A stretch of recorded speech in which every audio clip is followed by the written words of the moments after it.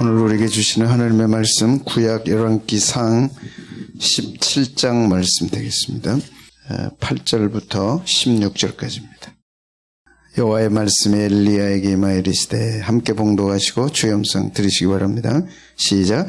여호와의 말씀이 엘리야에게 임하여 이르시되 너는 일어나 시돈에 속한 사르밧으로 가서 거기 머물라. 내가 그 과부에게 명령하여 내게 음식을 주라 하였느니라.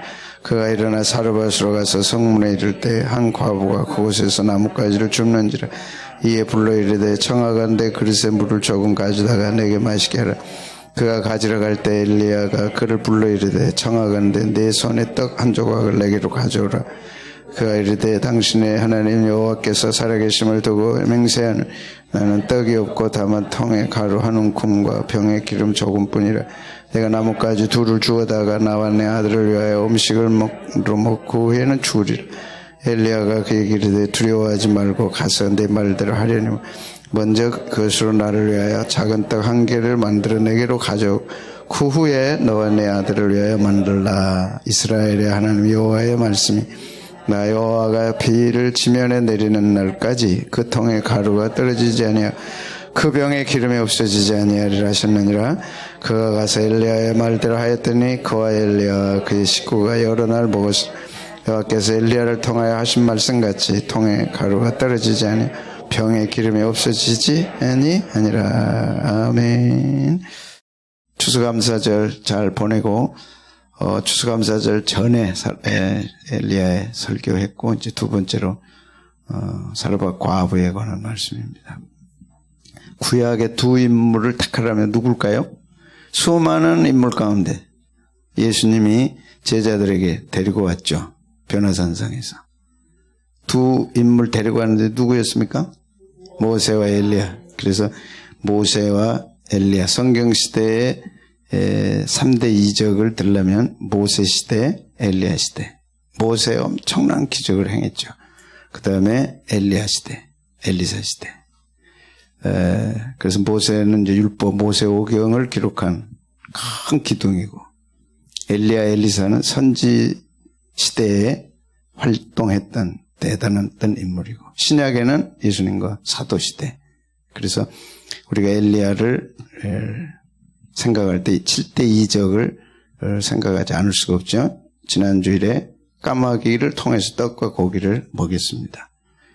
기적으로 끝나는 게 아니라 떡과 고기는 예수님을 상징하는, 그러니까 3년 반의 가뭄이 시작되면서 떡과 고기를 날라다 줬는데 그 떡은 예수님의 생명을 가리키는 거죠. 사르밧 과부 오늘 한번 생각합니다. 그리고 사르밧 과부의 아들이 갑자기 죽었는데 살려냈습니다. 예수님은 생명을 주관하시고 다스리신다. 생명을 주시는 분임을 말씀하고, 갈멜산 전투 기억나죠? 예, 바알 아세라 제사장 850대 1명 엘리야와 같이 하늘에서 불이 내리는 신이 참신이다.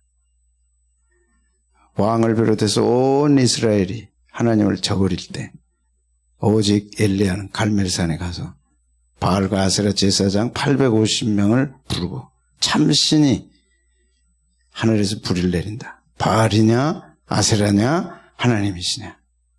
그래서 아침부터 저녁까지 바알과 아세라 제사장들이 불을 내려달라고 그렇게 애원하고 부르짖고 했는데도 불은 안 내렸죠. 그러니까 마지막 칼로 자기들의 몸을 막 헤하면서 피를 흘리면서 불 내려달라 했는데도 내리지 않았습니다. 딱 끝나고 엘리야가 세 가지 기도하죠. 내가 하나님의 종인 것과 이스라엘에 하나님 계신 것과 하나님의 말씀을 전한 것을 입증해달라. 딱 그 기도에 하늘에서 불이 내려서 재물을 다 태우고 하나님이 참신이신 것을 치열하게 드러냈습니다. 그런데도 이세벨은 살기등등하게 엘리야를 죽이려 하잖아요. 그래서 로뎀나무 아래서 지쳐가지고 차라리 하나님 죽여달라 할 때 천사를 보내서 떡을 주고 위로를 해주고 또 쉼을 주었던 사건, 그 다음에 3년 반 동안 안 오던 비가 이제 내렸습니다. 놀라운 일이죠. 그리고 불병거 불마차 타고 하나님 나라로 직행했던 엘리야. 주일학교 때 많이 들었어요. 예. 구약에서 죽음을 보지 않고 천국으로 바로 간 사람 두 인물 아시죠? 누굽니까? 에녹과 엘리야. 예. 특별히 엘리야는 불병거 불모차로 회오리바람과 함께 왔다가 천국으로 왔습니다. 오늘 우리가 볼 사르밧 과부에 대해서 말씀입니다. 8절 9절에 보니까 하나님의 말씀이 임했다 그랬습니다. 오늘 핵심입니다. 하나님의 말씀이 임했습니다. 여러분 공부 잘하는 학생들에게는 좋은 강사 밑에서 딱 쪽집게 과외를 하잖아요. 그걸 딱 깨달으면 어떤 문제가 와도 그건 풀 수 있습니다. 영어면 영어, 수학이면 수학, 과학이면 과학 딱딱 집어내잖아요. 근데 그건 대학 입시에 끝나지 그 이상은 안 되잖아요. 수학이 필요할 때는 수학을 하지만 그거 가지고 인생 사는 게 아니죠. 하나님의 말씀은 우리 인생의 해답입니다. 아멘. 예, 어린아이나 어른이나 누구를 막론하고 어떤 상황에서도 하나님은 살아계신 하나님. 무엇으로? 말씀으로. 그래서 그 말씀이 임했다는 것은 예수 믿는 사람의 큰 특징입니다. 커피를 먹으려면 스타벅스 가면 안 됩니다. 그래도 청년들은 스타벅스가 왜 안 되나요? 하워드 슐츠는 사탄의 앞잡이, 자기의 임무는 교회를 없애는 거다. 스타벅스의 찻잔이 다 마귀 숭배. 안 된다 해경이 어디 가면 안 돼? 스타벅스. 돈 벌어가지고 교회를 지상에서 소멸하는 게 자기 임무다. 인터넷에 들어가 보면 다 나와 있습니다. 커피 먹으려면 커피집에 가야 되듯이 우리는 교회 오는 이유가 뭐 하기 위해서 와요? 하나님의 영광 돌리고 그 다음에 하나님의 말씀을 받기 위해서 하는 거죠. 왜? 말씀은 그대로 되기 때문에. 교회 왜 가십니까? 하나님 예배하러. 또 왜 가십니까? 하나님 말씀이 있으니까. 그 말씀은 우리 인생의 해답이죠. 모든 삶의 해답입니다. 오늘 8절 9절에 보면 엘리야 시대에 하나님이 엘리야에게 말씀을 주셨습니다. 그래서 엘리야가 선지자가 되고 주의 종이 된 거죠. 8절 9절 봅니다. 시작. 여호와의 말씀이 엘리야에게 임하여 이르시되 너는 일어나 시돈에 속한 사르밧으로 가서 거기 머물라. 내가 그곳 과부에게 명령하여 내게 음식을 주게 하였느니라. 2절에도 보면 여호와의 말씀이 엘리야에게 임하여 이르시되 오늘 8절에도 여호와의 말씀이 엘리야에게 임하여 이르시되 그 엘리야 자리에다가 여러분의 이름 넣으시면 돼요. 그가 하나님의 자녀요. 그 넣을 수 있을 때 아멘 넣을 수 있을 때 나는 하나님의 자녀요. 나는 본어기나 크리스천이 되는 겁니다. 아무리 교회 다녀도 말씀이 임한 경험이 없어. 찬송이 아무리 좋아서 찬송을 많이 해도 하나님과 아무 관계가 없어. 왜? 말씀이 없으니까. 엘리야 시대 그 흉악한 흉년이 들어서 다 힘들고 어려울 때 엘리야에게 2절에도 말씀이 임했다. 8절에도 말씀이 임했다. 그랬습니다. 어떤 말씀이 임했습니까? 시돈의 사르밧 과부의 사르밧으로 가서 거기서 머물라. 내가 그 과부에게 명령하여 내게 음식을 주게 하였느니라. 시돈과 사르밧과 과부입니다. 시돈은 이세벨의 고향. 이세벨 우상 숭배의 앞잡이 아합 왕의 왕비가 됐지만 온 이스라엘 백성들을 우상으로 몰아넣어서 결국 이스라엘이 멸망하도록 앞잡이가 됐던 이세벨 그 고향 땅에 간 거죠. 누구에게로 간 거라고요? 과부에게로 간 겁니다. 그래서 과부라고 하는 알마나라고 하는 단어는 사회적 경제적 모든 신분을 잃어버린 거. 그래서 과부가 되면 당시에 치장을 해서는 안 됩니다. 어슴으로 얘기하면 화장해도 안 되고 화려한 옷을 입어도 안 되고 머리는 늘 풀어서 슬픔을 나타내야 돼요. 근데 오늘 얘기는 과부 얘기가 아닙니다. 하나님이 없는 모든 사람은 남편 없는 여자와 같다. 상징적으로 표현한 거죠. 하나님을 떠난 인간 이스라엘 백성은 남편 없는 과부와 같다. 남편이 없어. 그러니까 나뭇가지 밖에 주울 수가 없어. 웬만한 사람들은 땔감은 쌓아놓고 삽니다. 아무리 어려워도 겨울이 오면 연탄은 쌓아놓고 사는 거예요. 아무리 어려워도 통장에 그날 쓸 돈은 있는 거예요. 그런데 그날 쓸 돈이 없어. 그러니까 아침부터 가서 벌어서 살아야 돼. 왜? 남편이 없잖아. 남편은 가정의 기둥이죠. 가장 힘들 때 의논의 대상이죠. 전에 버스 보면 의자 하나 딱 해놓고 가장 어려울 때 당신이 의지할 의자입니다. 버스 보셨어요? 못 봤어요. 이효령 선생이 그런 얘기를 했어요. 가장 어려울 때 등을 내줬던 친구는 잊어서는 안 된다 그랬어요. 왜? 가장 어려울 때 내게 등을 내줬단 말은 무슨 말이에요? 기대게 해줬다는 거예요. 남편이 할 일은 기대게 해줘야 돼. 그게 남편의 역할이야. 여보 힘들어. 그래 걱정 마.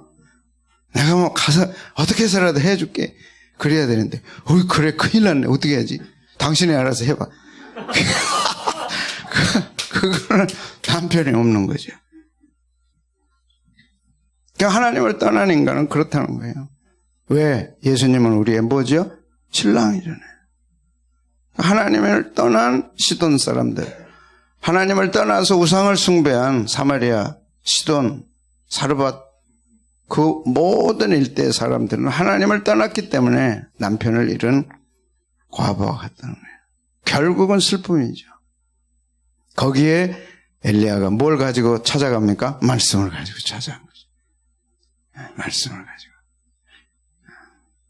그래서 희망을 주고 문제를 해결해주고 결정적으로 의지가 되어주고 그 가정이 가뭄이 3년 반 가뭄 끝날 때까지 지켜주는 거예요. 할렐루야.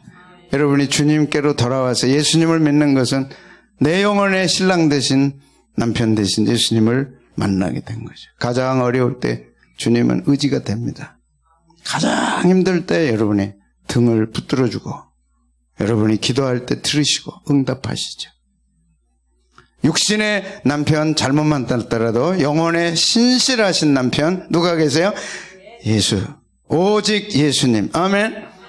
여러분의 의지가 되고 도와주시고 그래서 해결하러 갔는데 말씀을 가지고 갑니다. 10절 11절 말씀 같이 한번 보겠습니다. 시작. 그가 일어나 사르밧으로 가서 성문에 이를 때 한 과부가 그곳에서 나무 가지를 줍는지라. 이에 불러 이르되 청하건대 그릇에 물을 조금 가져다가 내가 마시게 하라. 그가 가지러 갈 때 엘리야가 그를 불러 이르되 청하건대 내 손에 떡 한 조각을 내게로 가져오라. 그가 이르되 당신의 하나님 여호와께서 살아계심을 두고 맹세하노니 나는 떡이 없고 다만 통에 가루 한 웅큼과 병에 기름 조금뿐이라. 내가 나뭇가지 둘을 주워다가 나와 내 아들을 위하여 음식을 만들어 먹고 그 후에 죽으리라. 이게 시돈 땅 하나님을 버린 사람들의 영적 상태죠. 이제 이거 먹고 죽으려고 그런다. 가뭄은 아직도 길고 긴 날을 기다리고 있는데 이제 먹을 게 없어. 다 끝났어. 이제 딱 밀가루 한 움큼 병에 기름 딱 조금 그거 가지고 아들하고 밥해 먹고 떡 만들어 먹고 죽으려고 한다는 거죠. 여러분 코로나 어떻게 이기셨어요? 마스크 한다고 되나요? 수 없는 재앙들이 우리를 기다리고 있습니다. 어떻게 이기시겠어요? 이제 내 인생의 마지막 밀가루 가지고 빵에 먹고 떡해 먹고 죽으려고 하는 것이 이 사르밧 과부의 전부입니다. 이것이 세상 사람들의 전부일 수 있죠. 이것이 하나님을 떠난 인간의 상태인 것을 말씀합니다. 이때 엘리야가 이 메시지를 줍니다. 이 메시지를 가지고 하나님의 생생한 말씀을 가지고 이 가정에 찾아가서 이렇게 말씀하죠. 자, 13절 14절 같이 봅니다. 시작. 엘리야가 그에게 이르되 두려워 말고 가서 내 말대로 하려니와 먼저 그것으로 나를 위하여 작은 떡 한 개를 만들어 내게로 가져오고 그 후에 너와 내 아들을 위하여 만들라. 이것입니다. 14절 시작. 이스라엘 하나님 여호와의 말씀이 나 여호와가 비를 지면에 내리는 날까지 통에 가루가 떨어지지 아니하고 그 병의 기름이 없어지지 아니하리라 하셨느니라. 이 말씀을 이 가정에 주시기 위해서 엘리야가 찾아온 겁니다. 죽을 생각하지 마. 그건 네 생각이야. 하나님께 돌아오면 하나님은 가뭄이 끝날 때까지 통에 가루가 떨어지지 않아. 병에 기름이 떨어지지 않아. 그러면서 순종하라고 한 게 떡 만들어서 먼저 나한테 가져와. 그리고 나머지로 먹어. 그러니까 인간적으로 얘기하면 정말 못된 사람이죠. 나는 안 먹을 테니까 소위 하나님의 보낸 선지자고 하나님의 사람이 오늘로 얘기하면 정말 싹수 있는 목사님이라면 그거 뺏어 먹고 안 되지. 난 안 먹을 테니까 그거 먹고 한 끼라도 어떻게 근근히 이어가 보세요. 기도해 드리겠습니다. 하고 나와야 되는데 그건 나부터 줘. 아마 다음 주에 소문나면 교회 다 빌걸요. 그런 목사님은 뭐 어떻게 가겠어요.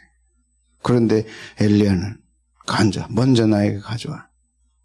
그리고 나로 먹게 해. 그리고 다음에 너와 내 아들이 먹으라. 먼저 떡을 가져라는 게 뭘까요? 엘리야를 영접하는 것입니다. 엘리야를 영접하는 결단이 떡을 먼저 가져라는 것이죠. 엘리야를 영접할 때 하나님의 말씀이 그 가정에 이루어지는 것이죠. 할렐루야. 그래서 먼저 나에게 가져오라.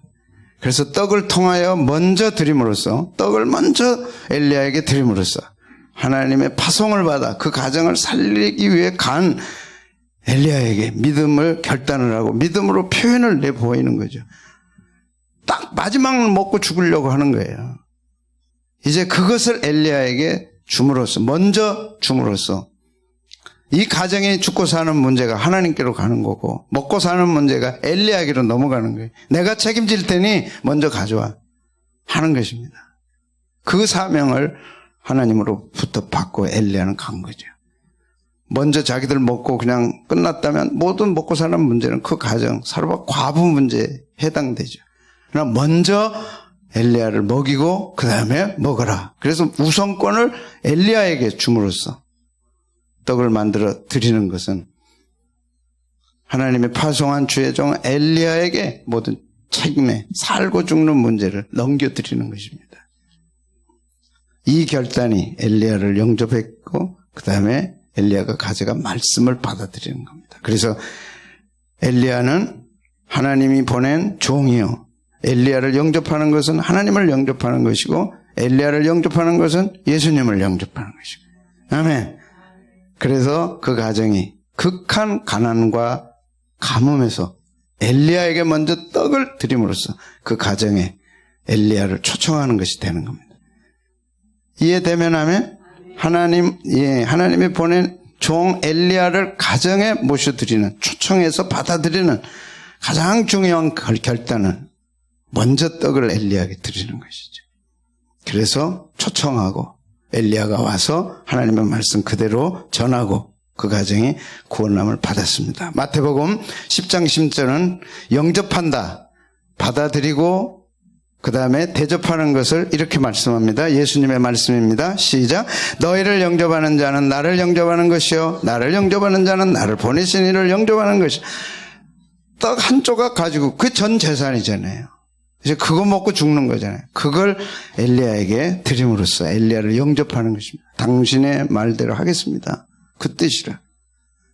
내가 죽든 살든 이제는 당신에게 맡깁니다. 그리고 당신의 말씀대로 되기를 원합니다. 하는 뜻에서 먼저 떡을 해드린 거예요. 그것이 영접입니다. 그래서 너희를 영접하는 자는 나를 영접하는 것이다. 제자들을 영접하는 것은 제자들을 보낸 예수님을 영접하는 것이요. 예수님을 영접하는 사람은 예수님을 보낸 하나님을 영접하는 것이다. 이해되면 아멘? 그래서 떡을 엘리야에게 드리는 것은 엘리야를 영접하는 것이요. 이게 대접 아닙니까? 대접한다는 것은 마음을 열고 받아들인다는 거죠. 엘리야를 그 가정에 모셔드리는 거예요. 그러면 엘리야가 가져간 말씀대로 되는 거죠. 아멘. 만약 영접하지 않는다면 무슨 소리입니까? 나 먹고 아들 먹고 죽으려고 하는데 어떻게 하나님의 종이라는 사람이 그것 달라 그럽니까? 하면서 노발대발해서 발도 들여놓지 말고 우리 집 가라고 나가라고 호통쳐서 보냈겠죠. 영접이 아닙니다. 떡을 드리는 것은 마지막 먹고 죽으려고 하는 그 떡을 대접하는 것은 엘리야를 영접하는 것이고 엘리야를 영접하는 것은 엘리야를 보낸 하나님을 영접하는 것이고 그 하나님을 영접함으로써 하나님의 말씀을 받아들인 거죠. 그래서 그 말씀의 순종 결과 엘리야를 영접하고 모시고 대접한 결과가 15절 16절에 이렇게 나타납니다. 시작. 그가 가서 엘리야의 말대로 하였더니 그와 엘리야와 그의 식구가 여러 날 먹었으나 여호와께서 엘리야를 통하여 하신 말씀같이 통의 가루가 떨어지지 아니하고 병의 기름이 없어지지 아니하니라. 엘리야를 영접함으로 그 말씀을 받아들이는 것이 돼서 그 말씀 그대로 가뭄이 끝날 때까지 통의 가루, 병의 기름이 떨어지지 않았다. 떨어지지 않았다는 것은 부족함이 없었다는 것이죠. 그래서 엘리야를 영접하는 것은 이런 놀라운 역사를 일으킨 거죠. 자, 성경에 몇 가지 봅니다. 엘리야를 영접한 것처럼 하나님을 모셔드리는 가정들이 있습니다. 여러분 가정에 하나님을 모시기를 축복합니다. 구체적으로 모셔드리셔야 돼요. 온 식구들이 하나님 우리 가정에 오십시오. 그리고 하나님 우리 가정에 머물러 계십시오. 그리고 또 우리 개인에게도 하나님 정말 초청합니다. 내 안에 계십시오. 그리고 모셔드려야죠. 사르밧 과부가 엘리야에게 떡을 드림으로써 엘리야를 모셔드린 것처럼, 그리고 엘리야에게 주신 하나님의 말씀이 그대로 이루어진 것처럼 공식은 똑같습니다. 창세기 18장입니다. 사막지대니까 대낮은 너무너무 뜨거워. 그래서 지금도 중동 지방은 점심 먹고 3시간은 휴식 시간입니다. 아브라함도 이제 쉬려고 하는데 저 상수리 나무 밑에 3사람이 그 뜨거운 떼약볕에 쉬고 있는 거예요. 그런데 아브라함의 마음속에 저분들을 초청해서 우리 집에 모셔들어가지고 식사도 좀 해드리고 싶고 해야 되겠다는 마음이 확 난 거예요. 그래서 뛰어가서 그냥 가지 마세요.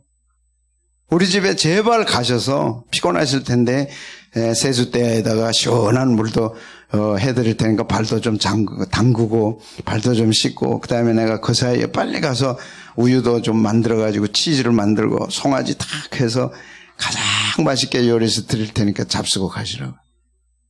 그런데 놀랍게 보니까 그분이 하나님이었어요.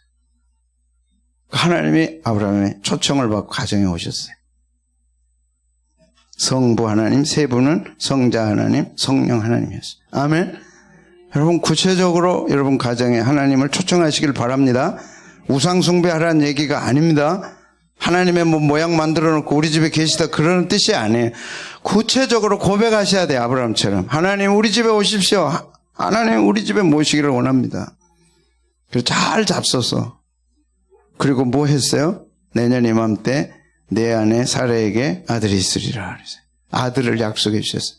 99세가 되도록 아들이 없었어요. 아내 사라는 89세가 되도록 아들이 없어서. 그런데 세 분을 초청하고 그분이 하나님이시더라. 엘샤다이, 여호와께 능치 못함이 있겠느냐. 나는 엘샤다이다. 전능한 하나님이다. 나는 전능한 하나님이야. 너에게 가장 필요한 게 뭐야? 물었다면 아들이겠죠. 너무 잘 아셨어. 내년 이맘때 아들이 있으리라. 사라가 웃잖아요. 그러나 정확하게 그 다음에 그때 아들을 낳았어. 그가 이삭이야. 어떻게 해서 이루어졌어요? 초청해서. 어디로 초청했어요? 자기 집으로. 여러분 가정에 교회 있습니까? 있어야 돼요. 이 집은 하나님을 섬기는 집이라고 하는 뜻입니다. 구체적으로 표현하셔야 돼. 구체적으로 모셔드려야 돼. 여러분 회사 어렵습니까? 회사에 예배 드리셔야 돼. 그리고 이 회사에 하나님 좌정하십시오. 계십시오. 그리고 필요하시면 쉬십시오. 인정하고 모셔드리고 받아들여야 돼. 인생길이 힘들고 어렵습니까? 하나님 내 안에 모셔드려야 돼. 엘샤다이 하나님. 아멘. 능치 못함이 없는 하나님을 내 인생에 모셔드려야지. 어떻게 홀로 가시려고 그래요. 코로나 이거 지나고 나면 또 무엇이 올지 모릅니다. 이미 성경은 말씀하잖아요. 처처에 기근이 있을 거고 처처에 지진이 있을 거고 처처에 전염병이 있을 거다. 그게 이제 본 거죠. 이 코로나19가 다른 전염병과 다르다는 거 말씀드렸잖아요. 유럽 중세 때 패스트하고 달라요. 3분의 2가 죽었어. 그래도 그 패스트는 그 전염병은 유럽에만 국한됐었어요. 2000년 전 로마 시대에도 어마어마한 전염병이 있었어요. 그래도 그건 로마 시대만 있었어요. 로마 때만 있었어요. 그런데 놀랍게 코로나19는 전 세계적이에요, 지금. 이것이 이상하다는 거예요. 종말이 다가오고 있다는 거죠. 그럼 종말이 시작되면 다시 따라오는 게 뭐라고요? 처처의 기근이, 지진이. 어떻게 이겨내시겠냐. 주님을 모셔드리면 될 줄로 믿습니다. 사르밧이 어떻게 이겨냈어요? 가정에 엘리야를 초청한 거죠. 그 엘리야를 초청한 것은 하나님을 모셔드리는 거예요. 아멘. 아멘. 할렐루야. 또 있습니다. 사무엘하 7장에 보면 오벳에돔의 집에 이게 뭘까요?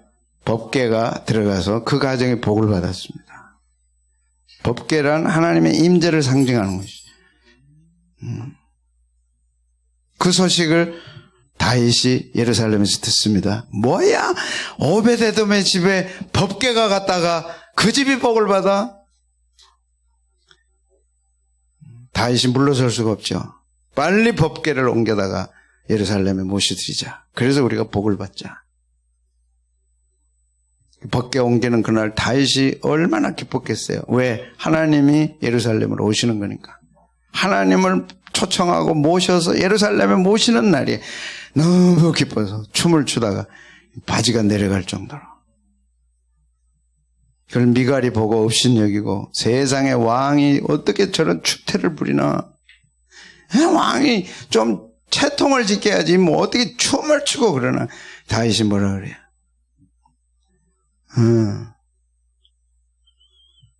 네가 사울의 딸로서 내 기쁨을 어떻게 알겠느냐. 법궤가 들어와서 하나님이 예루살렘에 오신다는데 내가 이보다 더한 것을 한다 하더라도 나는 할 것이다. 하나님이 오신다는데 나는 이보다 더한 것도 할 것이다. 무슨 소리냐. 네가 어찌 내 마음을 알겠느냐. 그 후로 미갈에게는 자식이 없었어요. 여러분, 하나님을 여러분 가정에 모시는 기쁨이 있기를 축복합니다. 하나님을 모셨어요. 내 마음에 예수님을 모셔서 하나님을 모셔서 다윗처럼 춤출 만한 사건이죠. 그래서 정리하면 하나님의 임재하심이 예수 그리스도를 통해서 이 땅에 오신 거죠. 성탄절입니다. 영원하신 하나님이 인간의 옷을 입고 이 땅에 찾아오신 것이 성탄절이에요.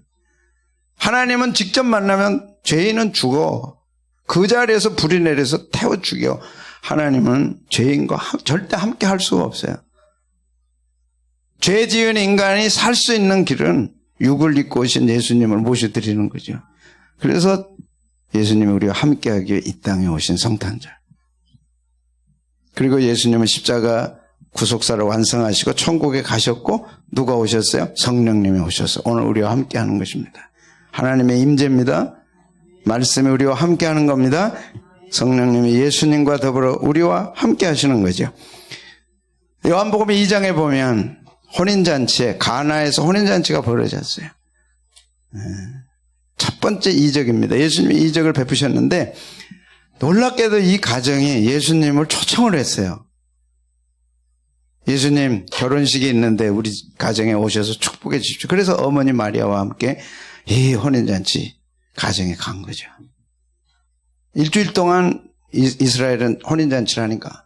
그래서 혼인잔치의 하이라이트가 포도주예요. 그건 이제 열대 중동 지방이니까 포도주를 담궈서 이제 잔치를 하는 거죠. 일주일을 하니까 얼마나 많이 담궈야 되겠어요.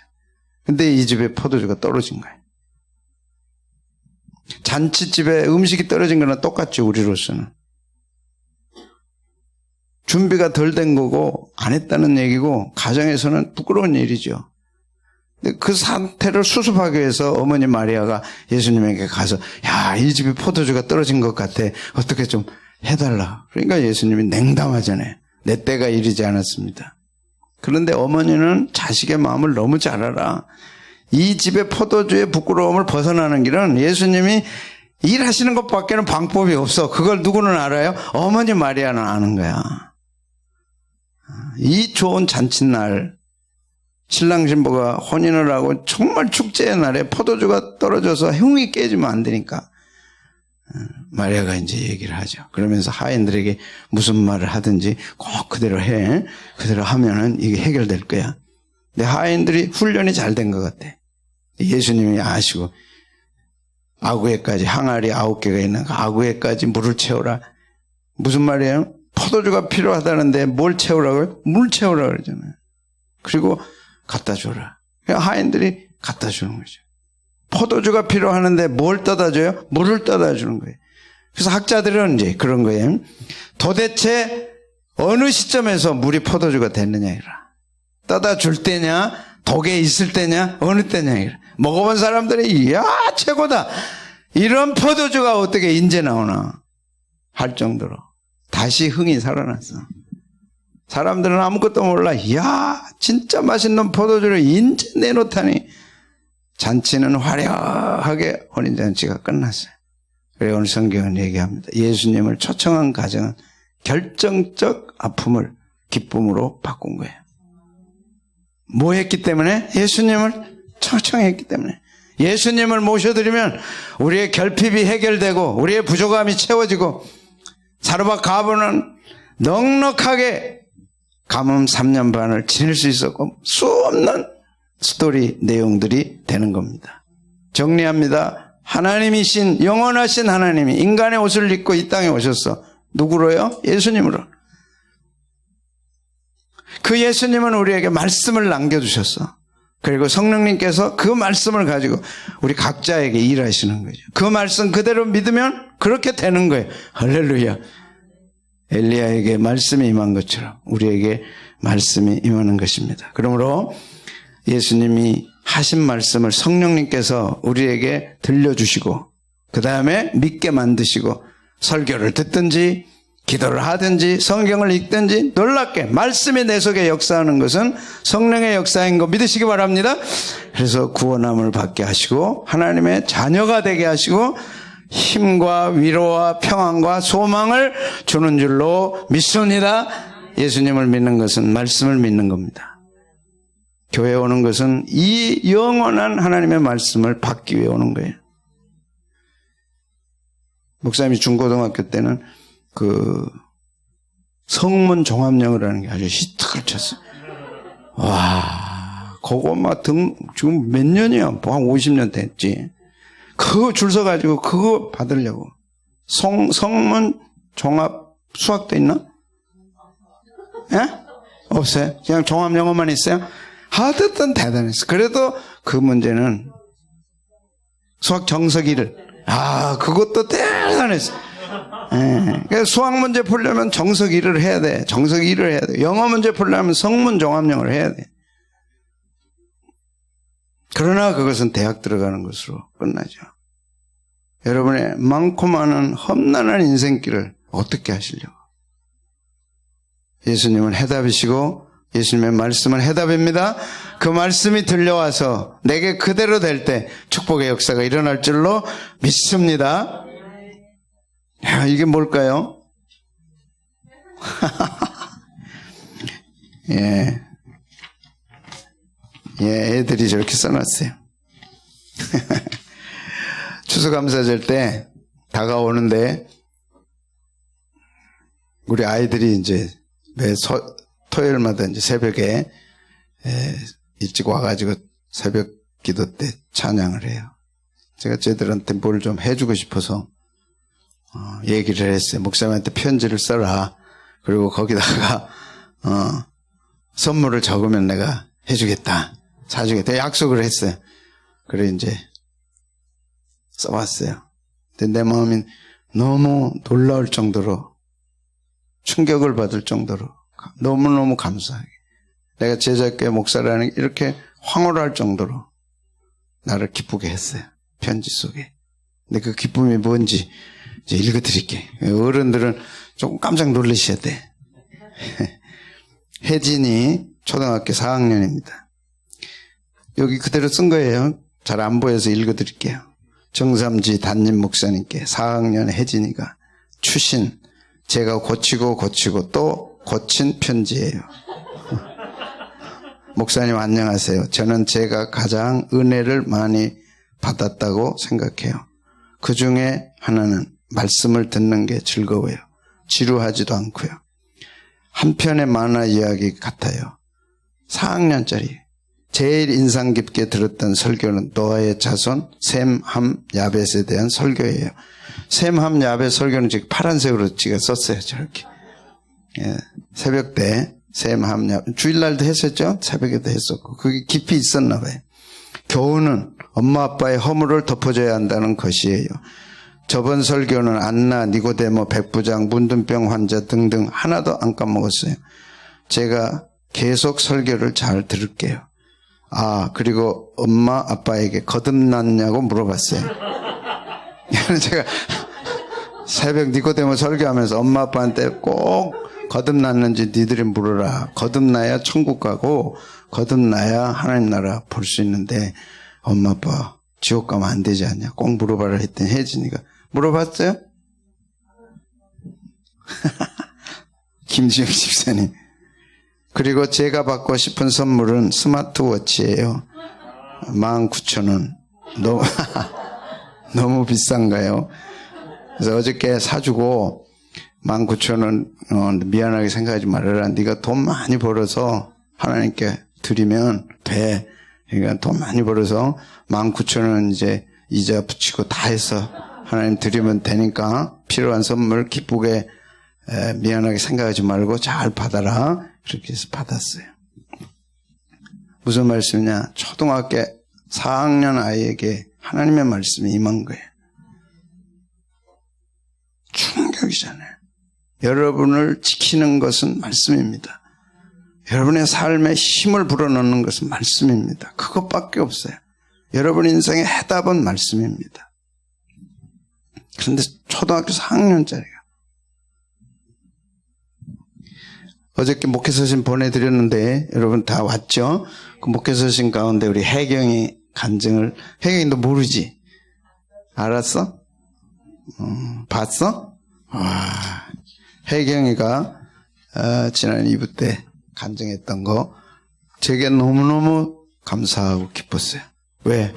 중학교 1학년짜리가 말씀을 받잖아요.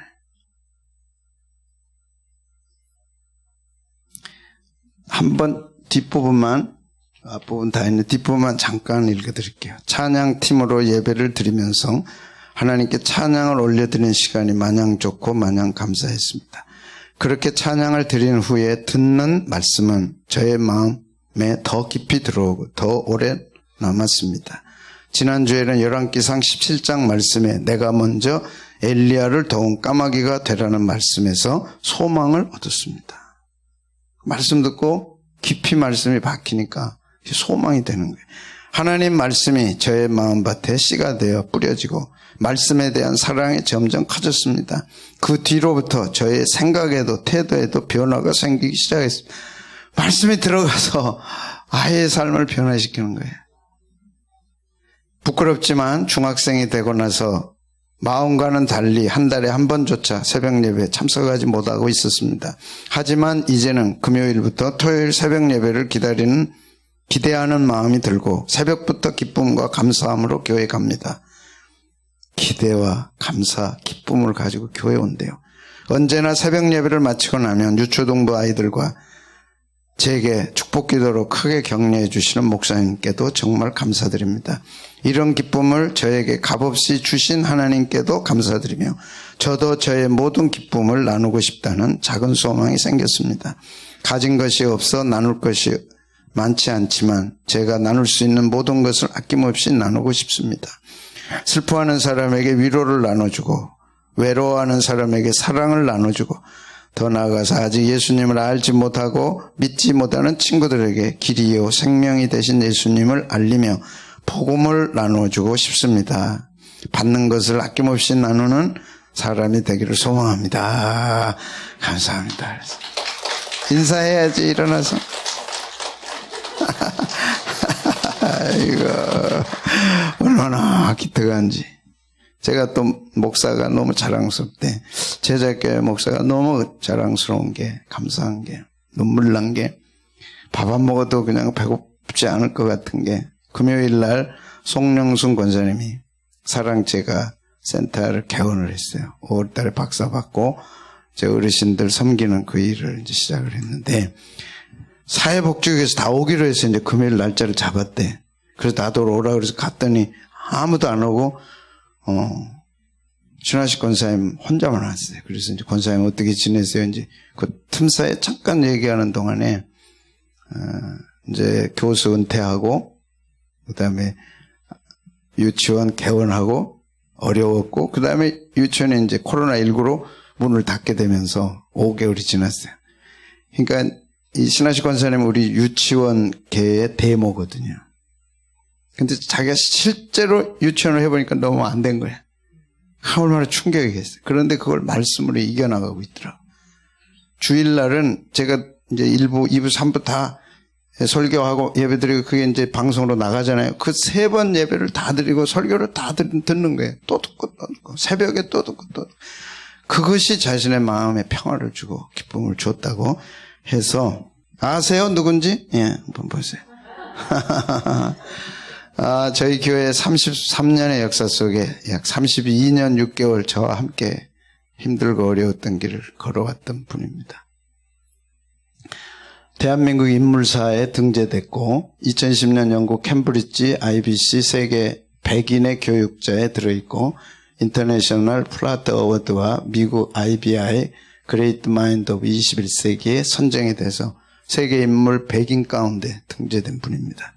그분이 내가 밑에다가 제자교회 권사 쓰려고 그랬더니 그냥 안 썼어? 다 아니까. 하나님께서 사르밧 과부를 살려내기 위해서 엘리야를 파송합니다. 근데 그는 과부예요. 왜 하필 과부냐? 그 상태가 이스라엘의 상태이기 때문에 하나님을 떠난 인간의 상태가 가장 리얼하게 보여주는 것이 사르밧 과부죠. 그런데 과부도 여러 종류가 있겠죠. 그런데 하루하루 뗄감을 주워다가 떼지 않으면 안 될 정도로 아무것도 없어. 먹을 것도 없고 이제 마지막 먹고 죽으려고 그래. 그런데 그 가정에 사는 길은 엘리야를 모셔서 엘리야에게 주신 하나님의 말씀대로 이루어져야 3년 반의 가뭄을 이겨내는 거예요. 근데 내느냐 못 내느냐가 그 여인의 마음에 결단이 있는 거죠. 그래서 엘리야가 마지막 먹고 죽으려고 하는 떡을 나를 왜 주라. 그것은 엘리야를 신뢰하고 초청하는 거고 결단하는 거거든요. 그 엘리야는 곧 하나님을 영접하는 거고 하나님을 신뢰하는 거고 이제 삶의 문제를 하나님께 맡기는 거죠. 그래서 떡을 드리죠. 그래서 엘리야를 초청하고 엘리야가 그 가정에서 3년 반 함께 지내면서 가뭄이 끝날 때까지 떨어지지 아니했어. 부족함이 없어서. 근데 곧 그것이 오늘 우리들도 마찬가지다. 가정에 하나님을 모셔라. 이것이 가정 문제 해결의 열쇠다. 인생에 정말 어떻게 할 방법이 없어. 마지막 먹고 죽어야 돼 이제. 그럴지라도 예수님을 모셔라. 개인에. 내 안에 들어오신 예수님은 말씀을 가지고 오신다고. 그 말씀 그대로 되는 거예요. 아멘. 말씀이 없는 사람은 하나님과 아무 관계가 없어.